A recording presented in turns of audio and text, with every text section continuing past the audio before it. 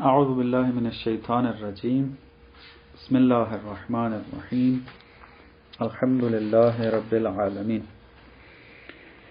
بحث ہماری چل رہی تھی تناقض میں الفاظ متباینہ کی جو اقسام تھی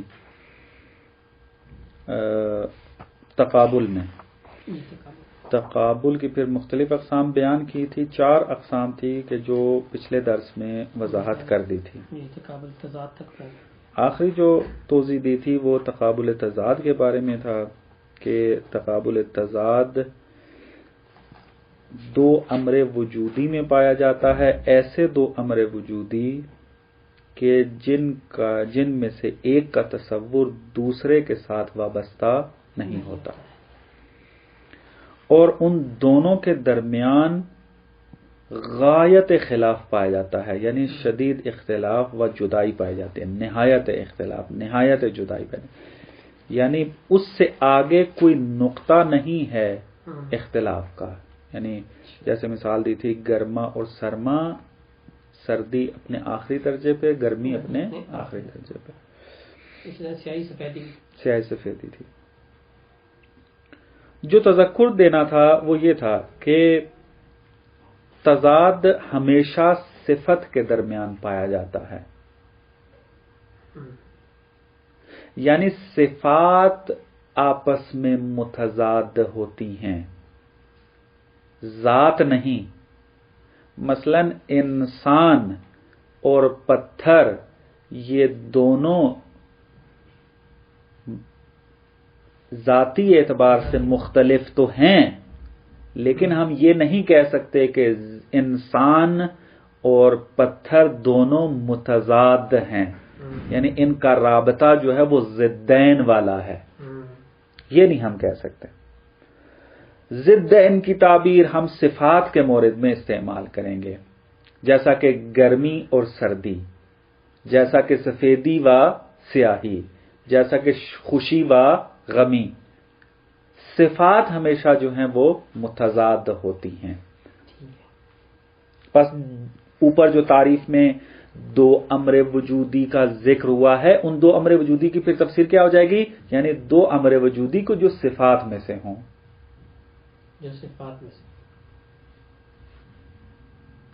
یہ تھی اقسام الفاظ کی، ختم ہو جاتی ہیں یہاں پر کہ جو ہم نے لفظ کو تقسیم کیا تھا مترادف کے اندر اور متباین کے اندر، پھر متباین کو 4 اقسام میں تقسیم کیا تھا۔ اب یہاں پر ایک تذکر دیتے ہیں، وہ یہ کہ اس تقسیم کا کہ جو ابھی ہم نے الفاظ متباین کی پڑھی ہے، یعنی متماثلان اور کیا تھا، متناقضان، تقابل ملکہ و عدم ملکہ اور تقابل تضاد، یہ جو 4 قسمیں ابھی ہم نے پڑھی ہیں، ان کا تعلق فلسفے کے ساتھ ہے۔ فلسفہ اس سے بحث کرتا ہے، منطق کے اندر اس کا کوئی کام نہیں ہے۔ کیوں یہ فلسفی بحث ہے؟ 2 وجہ ہیں اس کی۔ پہلی وجہ یہ ہے کہ یہ جو تقابل ہے یہ حکم ہے حقائق خارجی کا، حقائق خارجی جو ہیں وہ تقابل رکھتے ہیں۔ مثلا جیسے ہم نے مثال دی ہے کہ سفیدی و سیاہی آپس میں متضاد ہیں، تو سفیدی و سیاہی خارجی آپس میں متضاد ہیں۔ وجود اور عدم آپس میں متناقض ہیں، خارج میں وجود جو ہے وہ عدم کے ساتھ تناقض رکھتا ہے۔ انسان اور گھوڑا جو ہے وہ مثلان ہیں، خارج میں انسان و گھوڑا جو ہے، خارجی انسان و خارجی گھوڑا جو ہے یہ مثلان کہلاتا ہے۔ یعنی یہ تمام جو احکام بیان کیے تھے الفاظ کے جو کہ معانی کے اعتبار سے ہے، یہ ان کا تعلق جو ہے وہ حقائق خارجی کے ساتھ ہے، الفاظ سے ان کا تعلق نہیں ہے۔ الفاظ چونکہ حقائق پر دلالت کرتے ہیں، اس وجہ سے الفاظ کا نام بیچ میں آ جاتا ہے۔ حقیقت میں یہ حکم کس کا ہے؟ حقائق خارجی کا۔ دوسری وجہ یہ ہے کہ یہ والی جو اقسام تھی ہم نے بیان کی، یہ تفکر کے صحیح روش کے اندر کوئی دخالت نہیں رکھتے، کیونکہ ہم نے کیا کہا تھا، منطق کا وظیفہ صحیح تفکر کی روش بتانا ہے، اور یہ جو 4 اقسام ہیں الفاظ کی جو ہم نے بیان کی تھی، یہ تفکر کے صحیح ہونے کی روش کے بارے میں ان کا کوئی تعلق نہیں ہے، مستقیم طور پر ڈائریکٹ ان کا کوئی تعلق نہیں ہے، ہاں انڈائریکٹلی کوئی نہ کوئی جو ہے اس کا تعلق بن ہی جائے گا، لیکن ڈائریکٹ نہیں ہے ان کا۔ اسی وجہ سے کہتے ہیں کہ بعض منطقی دانان نے اس کو کیا کر دیا، حذف کر دیا منطق سے، اسی وجہ سے کہ اس کا زیادہ تعلق جو ہے وہ فلسفی بحثوں سے ہے۔ لیکن پھر بھی آپ معمولاً کتابیں اٹھا کر دیکھیں گے تو یہ بحث آپ کو ملے گی، مثلا منطق مظفر میں بھی موجود ہے، اس کے علاوہ بھی جو کتابیں لکھی گئی ہیں ان کے اندر بھی یہ بحث موجود ہے۔ تو یہ کیوں ذکر کرتے ہیں؟ فرماتے ہیں اس وجہ سے چونکہ ہماری قدیمی کتابوں میں جو منطق پہ لکھی گئی تھی اس میں یہ بحث ذکر ہو گئی، اب منطق میں ان اصطلاحات کو بیان کر دیا جاتا ہے تاکہ اگر کوئی بندہ پرانی کتابوں کو جو تعلیمی کتابیں ہیں ان کو اگر پڑھنا چاہے گا تو پھر کیا ہے وہ ان کو آسانی سے سمجھ پائے گا۔ آج کل اس وجہ سے یہ بحث منطق میں ذکر ہو رہی ہے، وإلا اس کا منطق سے اتنا زیادہ تعلق نہیں ہے۔ یہ ایک بحث ہماری یہاں پر ختم ہو جاتی ہے۔ اس کے بعد 10واں درس شروع ہو جاتا ہے کتاب کے مطابق کہ جو الفاظ ہی کی تقسیم کے بارے میں ہے لیکن ایک اور اعتبار سے۔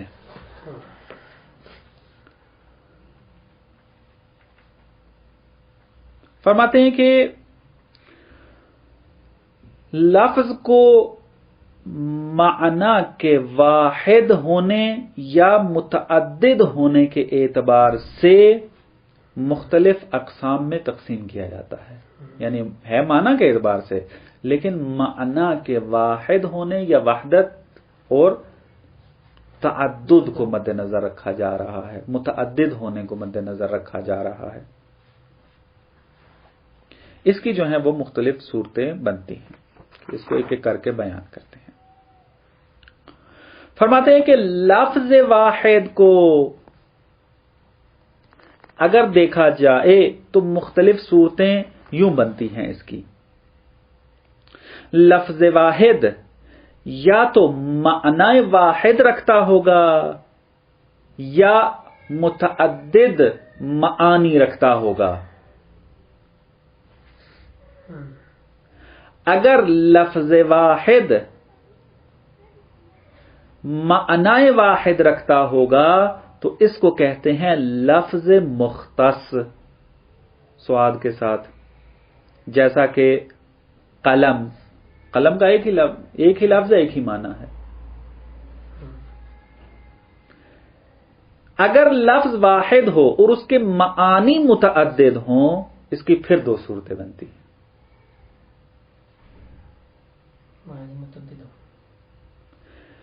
تمام معانی جو ہیں اس کو واضح نے وضع کیا ہے یا نہ، سارے معانی کو، تمام معانی کو واضح نے وضع نہیں کیا۔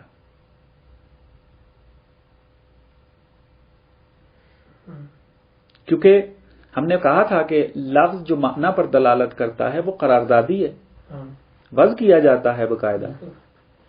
تو اب سوال یہی ہوتا ہے کہ لفظ جو متعدد معانی پہ دلالت کرتا ہے، یہ جو متعدد اس کے معانی پیدا ہو گئے ہیں، وجود میں آ گئے ہیں، کس وجہ سے پیدا ہوئے ہیں؟ آیا واضح یعنی جو لفظ کے مقابل میں معنی کو قرار دیتا ہے، اس واضح نے اس لفظ کے متعدد معانی قرار دیے ہیں یا نہ، بلکہ واضح نے ایک ہی معنی کو وضع کیا تھا لیکن باقی معانی جو ہیں وہ بغیر وضع کے وجود میں آئے ہیں۔ یہ 2 صورتیں بنتی ہیں۔ اگر واضح نے سارے معانی کو وضع نہیں کیا، بلکہ کیا ہے، ایک یا دو معنی کو جو ہے وضع کیا، ایک ہی معنی جو ہے وضع کیا اس نے لفظ واحد کے لیے. تو یہ مورد ہوگا حقیقت و مجاز کا. حقیقت و مجاز، یعنی جب ہم کہتے ہیں نا یہ لفظ حقیقی معنی پر دلالت کرتا ہے، یہ لفظ جو ہے اپنے مجازی معنی پہ دلالت کرتا ہے، یہ والا مورد ہے. لفظ حقیقی پر دلالت کرنے سے کیا مراد ہے؟ معنی حقیقی پر دلالت کرنے سے کیا مراد ہے کہ اس لفظ کا جو معنی ہے، اس معنی کے لیے اس لفظ کو وضع کیا تھا واضح نے. چونکہ واضح نے وضع کیا ہے اس لفظ کو معنی کے لیے، تو یہ ہو جائے گا لفظ معنی حقیقی. لیکن جو معانی بغیر وضع کے وجود میں آئے اسی لفظ کے، وہ پھر کیا ہو جائیں گے؟ مجازی ہو جائیں گے. مثلا چاند کا لفظ کیا ہے؟ اگر یہ اس ذات پر اطلاق ہو جو ہم دیکھتے ہیں آسمان کے اوپر، جو کہ ایک کرہ ہے، یہاں پر پھر کیا ہوگا؟ لفظ اپنے معنی حقیقی پر دلالت کر رہا ہوگا. یعنی واضح نے جو آسمان پر ایک ذات نظر آتی ہے، ایک چیز نظر آتی ہے، اس کے لیے لفظ چاند کو کیا کیا ہے؟ وضع کیا ہے. لہذا لفظ چاند اگر اس میں استعمال ہوگا تو اپنے معنی حقیقی میں استعمال ہو رہا ہے. لیکن جو انسان شکل کے اعتبار سے خوبصورت ہو اور اس کو کہہ دیا جائے کہ اس کا چہرہ جو ہے وہ چاند جیسا ہے، یعنی اس کے خوبصورت چہرے کو چاند کہنا، یہ کیا ہو جائے گا؟ اس کا مجازی معنی ہو جائے گا. چونکہ واضح نے اس کے لیے وضع نہیں کیا تھا، واضح نے تو وضع کیا تھا چاند کے لیے. چاند یعنی وہ جو خارج میں ایک ذات موجود ہے. چہرے کو جو چاند کہا جا رہا ہے یہ واضح سے ہٹ کر کہا جا رہا ہے، لہذا یہ معنی مجازی کہلائے گا. اس طرح بہت ساری آپ مثالیں لے سکتے ہیں، متعدد ہماری زندگی میں یہ مثالیں پائی جاتی ہیں. خوب دوبارہ پلٹتے ہیں تاکہ مطلب واضح ہو. ہم نے تقسیم کی لفظ واحد یا معنی واحد رکھتا ہوگا یا معنی متعدد. معنی واحد رکھے تو مختص، معنی متعدد رکھے تو اس کی پھر دو صورتیں ہیں. یا تو تمام معانی واضح نے وضع کیے ہیں، یا تمام معانی جو ہیں واضح نے وضع نہیں کیے. اگر وضع نہیں کیے تمام معانی کو واضح نے، تو پھر یہ ہے حقیقت و مجاز کا مرحلہ.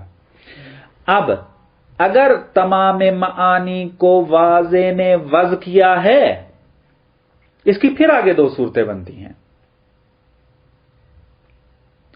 یا تو ایک وضع دوسری وضع کے اوپر سبقت رکھتی ہے، یا سبقت نہیں رکھتی.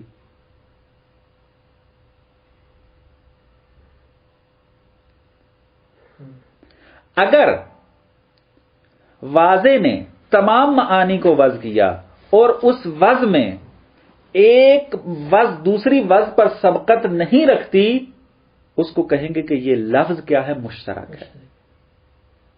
یعنی کیا مراد وضع سبقت نہیں رکھتی ایک دوسرے پر؟ یعنی جب واضح نے ایک لفظ کو متعدد معانی کے لیے وضع کیا تو وہ معانی اتنے زیادہ ذہن کے قریب ہیں سب کے سب کہ انسان جیسے ہی وہ لفظ سنتا ہے وہ تمام معانی کیا ہیں؟ فوراً ذہن میں آ جاتے ہیں. ایسا نہیں ہے کہ مثلا ان میں سے ایک یا دو معنی پہلے آتے ہیں، باقی معانی جو ہیں وہ ذہن میں آتے ہی نہیں ہیں، یا بعد میں آتے ہیں، یا قرینے کے ذریعے آتے ہیں. بس ایک وضع دوسری پر سبقت نہیں رکھتی. بعض اوقات اس مطلب کو سمجھانے کے لیے زمانی سبقت کا سہارا لیا جاتا ہے. اگرچہ حقیقت مطلب یہ نہیں ہے، لیکن ذہن کو قریب کرنے کے لیے ایک ہے. مختلف منطق کی کتابوں میں یہ جو ہے وہ ہوا ہے ایسا، لیکن صاحب کتاب تذکر دیتے ہیں کہ سبقت زمانی مراد نہیں ہے. ہم پہلے سبقت زمانی کے ذریعے اس کو سمجھتے ہیں. مثلا اگر واضح جو ہے ایک لفظ کو ایک معنی کے لیے وضع کرتا ہے ایک دن اور دوسرے دن کیا کرتا ہے، یا دوسری مجلس میں یا دوسرے گھنٹے میں یا دوسرے منٹ میں کیا کرتا ہے، ایک لفظ کو دوسرے معنی کے لیے وضع کر دیتا ہے. اب یہاں پر کیا ہے، ایک وضع دوسرے وضع کے اوپر کیا ہے، مقدم ہے، وہ سبقت رکھتی ہے. پس جہاں پر ایک وضع دوسری وضع پر سبقت رکھتی ہوگی اس کو کہتے ہیں لفظ مشترک. سبقت نہ رکھتی ہوگی اس کو کہتے ہیں لفظ مشترک. یعنی شارح اور واضح ایک ہی محفل میں بیٹھا، اس نے سارے معانی کے لیے وضع کر دیا اس کو، یہ سمجھانے کے لیے. وائلا حقیقت مطلب ایسا نہیں ہے.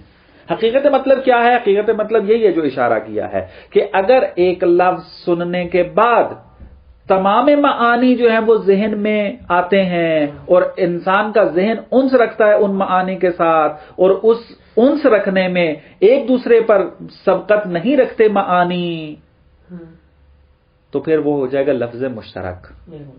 لیکن اگر ایک وضع دوسری وضع پر سبقت رکھتی ہو، اس معنی میں جیسے عرض کیا ہے، تو پھر یہاں پر دو صورتیں بنتی ہیں. سبقت رکھتی ہے اس کا کیا معنی بن جائے گا؟ وہی کہا تھا کہ جب ایک معنی جو ہے دوسرے معنی پر سبقت رکھتا ہے، ذہن میں جو ہے وہ معنی پہلا ایک معنی جلدی آتا ہے، دوسرا معنی جو ہے وہ کچھ تأمل کے بعد آتا ہے، یا کچھ اور بھی آپ حالت بنا سکتے ہیں اس کی. تو اب اس حالت میں جو بعد والا معنی ہے وہ پہلے معنی کے ساتھ تناسب رکھتا ہے یا تناسب نہیں رکھتا. مثلا لفظ صلاۃ کہ جس کو ہم نماز کہتے ہیں، لفظ صلاۃ یہ پہلے وضع کیا گیا تھا دعا کے لیے، لیکن اسلام آنے کے بعد اس لفظ کو مخصوص عمل کے اندر استعمال کرنے لگ گئے جو سجدے، رکوع اور قیام کے اوپر مشتمل ہے. اب یہاں پر کیا ہے، ایک وضع دوسری وضع پر کیا ہے، مقدم ہے. یعنی دعا والا جو معنی تھا وہ پہلے ہے، صلاۃ والا معنی جو ہے وہ کیا ہے، نماز والا جو معنی ہے وہ کیا ہے، بعد میں ہے. لیکن یہاں پر جو نماز والا معنی ہے وہ تناسب رکھتا ہے دعا والے معنی کے ساتھ جو کہ پہلے تھا، کیونکہ نماز بھی ایک قسم کی دعا ہے، خدا کو پکارا جاتا ہے اس کے اندر بھی. بس چونکہ تناسب موجود تھا اس نماز کے اندر بھی، لہذا اس کو بھی صلاۃ کہا جانے لگا. بس یہاں پر جو ایک معنی سے نکل کر دوسرے معنی میں لفظ استعمال ہونے لگا، ایک وضع پہلے موجود تھی، دوسری وضع بعد میں کر دی گئی معنی کے لیے، تو یہاں پر چونکہ تناسب موجود ہے، ایسے لفظ کو کہا جاتا ہے لفظ منقول.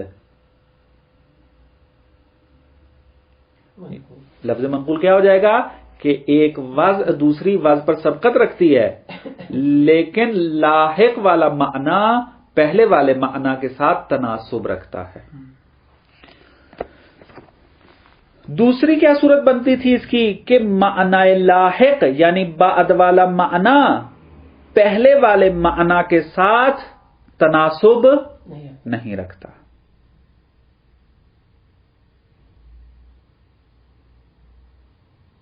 جیسا کہ انسان کیا کرتا ہے، شریف نام رکھتا ہے اپنے بیٹے کا، لیکن وہ بڑا ہو کے کیا کرتا ہے، شرارتی و بدماش بن جاتا ہے. اب اس کو لوگ شریف سے ہی پکاریں گے، لیکن اس کے اندر کوئی تناسب ہے نہیں، کوئی تناسب نہیں، بغیر تناسب کے اس کا نام رکھ دیا گیا. ایک بندے کا نام جواد ہے لیکن کرتا وہ کنجوسیاں ہیں، کوئی تناسب نہیں ہے، جواد جو نام دے دیا گیا. یعنی جب ہم اپنے بچوں کا نام رکھتے ہیں تو نام رکھنے میں ہم کوئی تناسب نہیں دیکھتے اپنے بچے کی فطرت اور اس نام کے درمیان. ہم فقط یہ دیکھتے ہیں کہ نام کون سا اچھا ہے، پھر اس بچے کا نام رکھ دیتے ہیں. کسی قسم کا تناسب نہیں دیکھتے ہم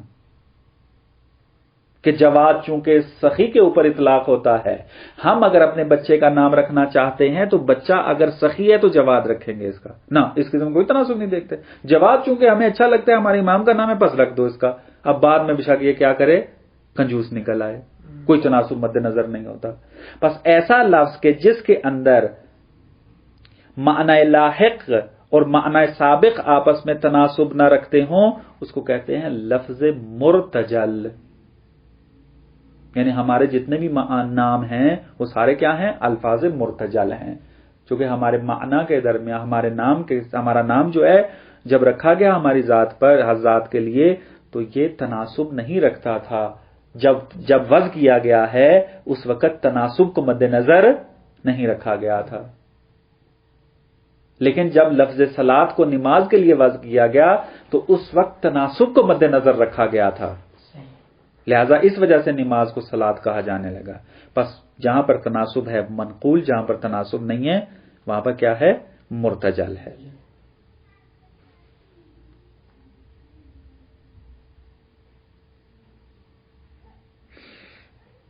خوب، فرماتے ہیں کہ چند تذکرات دیتے ہیں. یہ تو بحث ہماری تقسیم کی ختم ہو گئی، تعریف بھی اسی کے ضمن میں ہی ہم نے بیان کر دی سب کی.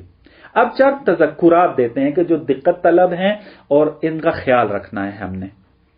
کہتے ہیں حقیقت و مجاز کے اندر یہ بات جان لیں کہ جس لفظ کے لیے، جس معنی کے لیے لفظ کو وضع کیا گیا ہے وہ معنی حقیقت کہلائے گا، اور جس معنی کے لیے لفظ کو وضع نہیں کیا گیا لیکن وہ معنی حقیقی کے ساتھ ارتباط رکھتا ہے اس کو مجاز کہیں گے. جیسا کہ مثال دی تھی کہ خوبصورت چہرے کے لیے لفظ چاند کو وضع نہیں کیا گیا لیکن خوبصورت چہرہ یہ کیا ہے؟ ارتباط رکھتا ہے معنی حقیقی کے ساتھ. یعنی وہ چاند کے جو آسمان پر موجود ہے اس کے ساتھ ارتباط رکھتا ہے کیونکہ وہ روشن ہے، روشنائی دیتا ہے، علامت ہے ایک خوبصورتی کی، تو لہذا خوبصورت چہرے کو بھی کہہ دیا جاتا ہے چاند. ایک اور تذکر دیتے ہیں کہ جو کہ بجا تذکر ہے اور یہ اس کتاب میں موجود ہے، باقی کتابوں میں کم دکھنے کو ملتا ہے. وہ یہ کہ لفظ کی تقسیم حقیقت و مجاز کی طرف، اس تقسیم کو باقی اقسام کے مقابل میں ذکر کرنا، یہ کہتے ہیں محل تأمل ہے، سوچنے کی بات ہے. ایسا نہیں ہے، یعنی ایسا نہیں ہے کہ حقیقت و مجاز ایک قسم ہے اور باقی اقسام کیا ہیں وہ اور قسم ہیں، یعنی ہر الگ الگ قسم ہے. حقیقت و مجاز ان کے مقابل میں نہیں ہے، بلکہ حقیقت و مجاز خود ان اقسام میں بھی کیا ہے؟ پائی جاتی ہے. مقابل میں نہیں ہے بلکہ انہی کے اندر میں پائی جاتی ہے. مثلا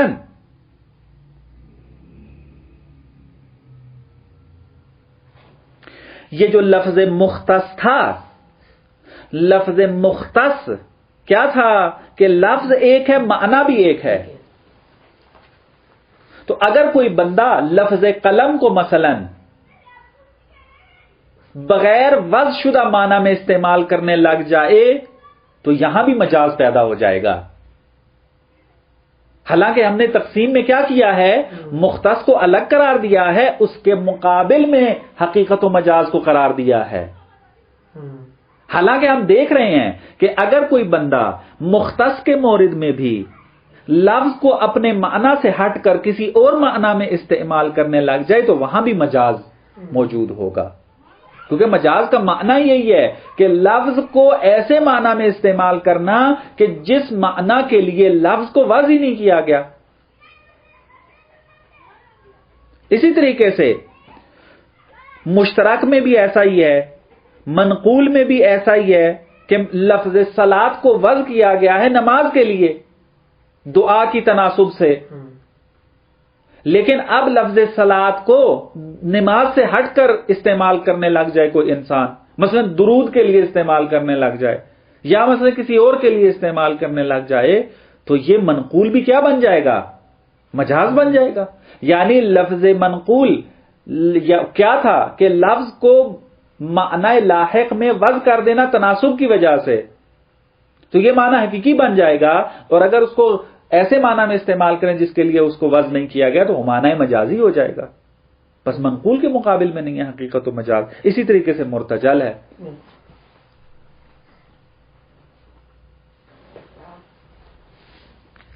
بس یہ جو الگ تقسیم کے طور پر پیش کرنا حقیقت و مجاز کو الفاظ کی اقسام کے اندر، یہ محل تأمل ہے، تھوڑی دقت کی ضرورت ہے، اور ان کی نظر میں یہ بات درست نہیں ہے صاحب کتاب کے نزدیک۔ اس کے بعد جو ہے وہ مشترک لفظی کے بارے میں چند تذکر دیتے ہیں۔ پہلا تذکر یہ دیتے ہیں کہ جو میں نے تقسیم بیان کرتے ہوئے بھی عرض کیا تھا، دوبارہ عرض کر دیتا ہوں تاکہ اہمیت مطلب جو ہے وہ سمجھ میں آ جائے، وہ یہ کہ یہاں پر جو کہا گیا ہے کہ مشترک لفظی کے اندر سبقت نہیں ہوتی، یہ سبقت جو ہے یہاں پر زمانی نہیں ہے، یعنی ایسا نہیں ہے کہ اگر واضح ایک ہی زمانے میں لفظ کو تمام معانی کے لیے وضع کرے تب یہ مشترک لفظی کہلائے گا، اور اگر مختلف زمانوں میں وضع کرے تب یہ مشترک لفظی نہیں کہلائے گا۔ ایسا نہیں ہے، بلکہ اگر لفظ مختلف زمانوں میں مختلف معانی کے لیے وضع کیا جائے، لیکن لفظ کو سنتے ہی تمام معانی جو ہیں وہ ذہن میں خطور کر جائیں، ذہن میں حاضر ہو جائیں، اس کو مشترک لفظی کہتے ہیں۔ یہاں پر ہم کہیں گے کہ سبقت نہیں پائی جاتی معانی کے درمیان۔ سبقت کون سی یہاں پر مراد ہے؟ رتبی مراد ہے، یعنی معنی ایک معنی کا پہلے آ جانا اور ایک معنی کا جو ہے وہ ذہن میں بعد میں آنا، یہاں پر ہم کہیں گے سبقت ہے۔ لیکن اگر آپ لفظ سنیں اور آپ کے ذہن میں سب معانی مساوی طور پر حاضر ہو جائیں تو یہاں پر کہیں گے سبقت نہیں پائی جاتی۔ بس چونکہ سبقت نہیں پائی جاتی، بس یہ کیا ہے؟ مشترک لفظی ہے۔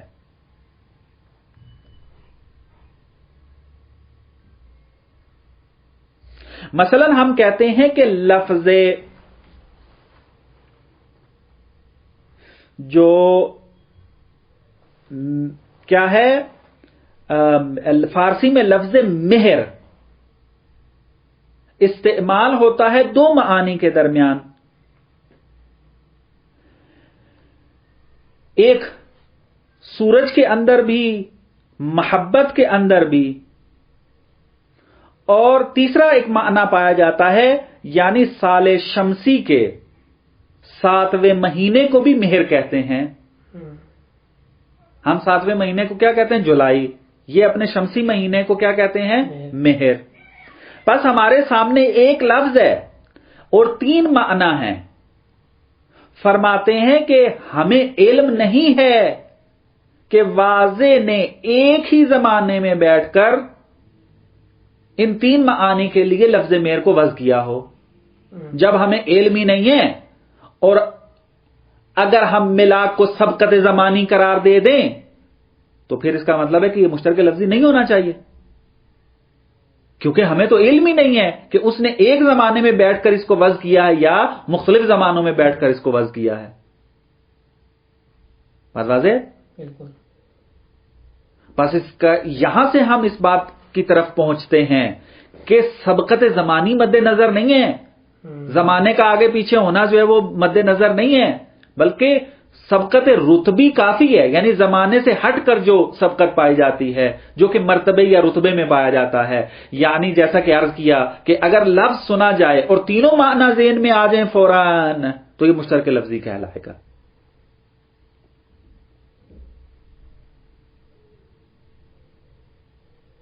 اور دوسرا شاہد یہاں پر ذکر کرتے ہیں کہ یہاں سبقت زمانی مراد نہیں ہے مشترک لفظی کے اندر، وہ یہ ہے کہ ہمیں اس بات کا علم ہے کہ مثلا جب ایک زبان کے اندر مختلف قومیں موجود ہوں تو وہ کیا کرتی ہیں، ایک ہی لفظ کو اپنے اپنے معنی میں استعمال کرتی ہیں. مثلا ہم اب دیکھیں اپنی زبان کے اندر ہی ایک ہی لفظ اردو میں اور معنی رکھتا ہوگا، سرائکی میں اور معنی رکھتا ہوگا، اور پنجابی میں اور معنی رکھتا ہوگا. ایسا بہت زیادہ انسان کے ساتھ پیش آتا ہے. جی. اب ہمیں پتا ہے کہ ایسا نہیں ہے کہ مثلا واضح نے آ کر ایک ہی زمانے میں کہا ہو کہ تم نے اس معنی میں استعمال کرنا، تم نے اس معنی میں، تم نے اس معنی میں، یا یہ قومیں جو ہیں وہ ایک ہی زمانے میں موجود تھی اور ایک ہی زمانے میں انہوں نے ایک لفظ کو ایک مختلف معانی میں استعمال شروع کر دیا. بلکہ ایک زمانہ تھا کہ ایک قوم تھی، پھر بعد میں دوسری قوم آئی، پھر بعد میں تیسری قوم آئی، اور انہوں نے الگ الگ معانی وضع کر دیے اس ایک لفظ کے لیے. لیکن سبقت زمانی کے باوجود ہم اس لفظ کو مشترک لفظی کہتے ہیں. بس معلوم ہوا کہ یہ جو کہا جا رہا ہے کہ مشترک لفظی میں سبقت نہیں ہونی چاہیے ایک وضع کی دوسرے وضع کے اوپر، یہاں سبقت سے مراد سبقت زمانی نہیں ہے بلکہ سبقت رتبی ہے.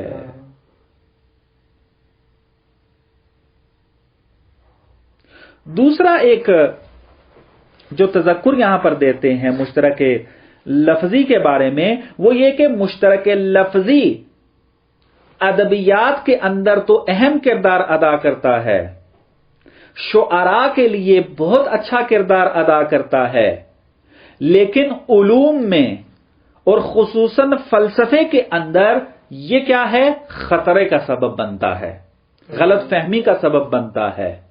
تو لہذا علوم کے اندر مشترک لفظی سے اجتناب کیا جائے. مثال دیتے ہیں، کہتے ہیں کہ لفظ جبر یہ عدد کے مورد میں بھی استعمال ہوتا ہے کہ جس کو آپ کیا کہتے ہیں، الجبرا. درست ہے؟ اور کیا ہے، جبر جو ہے وہ مجبور کرنے کے معنی میں بھی استعمال ہوتا ہے. مثلا اگر کوئی بندہ آپ کے سر پہ بندوق رکھ کے کہے کہ تم فلانا کام انجام دو، تو آپ کیا کہتے ہیں، میں مجبور تھا اس کام میں. تو جبر مجبور کرنے کے معنی میں، یعنی کوئی اور آپ کو مجبور کرے، اس مورد میں جبر کا لفظ استعمال ہوتا ہے. اور جبر کا لفظ جو ہے وہ ضرورت اور حتمیت کے معنی میں استعمال ہوتا ہے. یعنی اگر ایک کام کیا جائے تو اس کا نتیجہ حتمی ہوتا ہے، یہ حتمی بھی کیا کہلاتا ہے، جبر کہلاتا ہے. مثلا اگر آپ صغرا و کبرا بنا دیں اور تمام شرائط کو مد نظر رکھیں استدلال کے اندر، تو وہ استدلال حتماً اپنا نتیجہ دے گا. ہو ہی نہیں سکتا کہ تمام شرائط موجود ہوں اور استدلال اپنا نتیجہ نہ دے. تو یہاں جو کہا جاتا ہے کہ حتماً نتیجہ نکلے گا، یہاں بھی لفظ جبر استعمال ہوتا ہے. اب آپ نے دیکھا کہ جبر مختلف معانی میں استعمال ہو رہا ہے، اور مشترک لفظی ہونے کی وجہ سے اس وقت جو ہے اور پرانے زمانے سے لے کر اب تک یہ مسئلہ برقرار ہے کہ متکلم اور فلاسفہ آپس میں جو ہیں وہ جھگڑ رہے ہیں.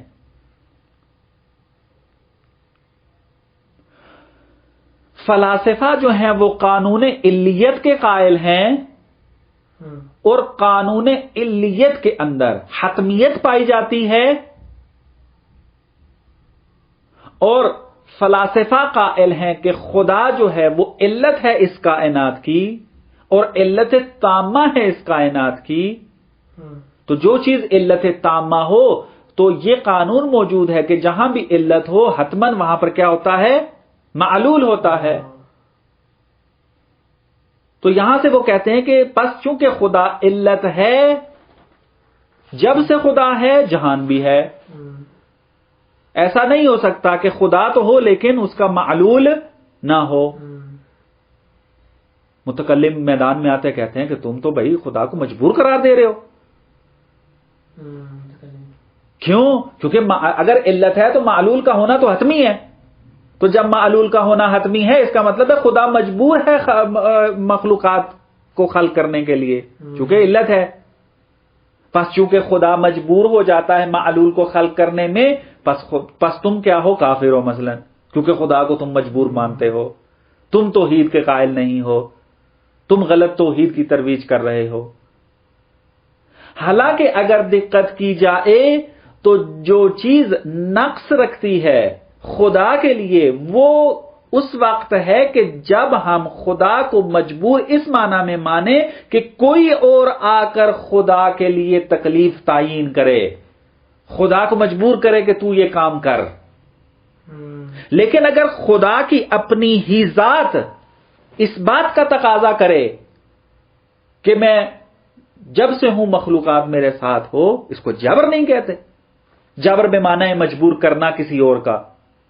اب چونکہ لفظ جبر مشترک لفظی ہے، اس اشتراک لفظی سے متکلمین نے کیا کر دیا کہ فلاسفہ جو ہیں وہ مجبرہ ہیں کیونکہ خدا کے جبر کے قائل ہیں، اور پھر جو ان کے اوپر اعتراض کیا. بس یہ جنگ و جدال جو ہے بعض اوقات علوم میں پیدا ہو جاتی ہے اگر ہم کیا کریں، مشترک لفظی کو استعمال کریں.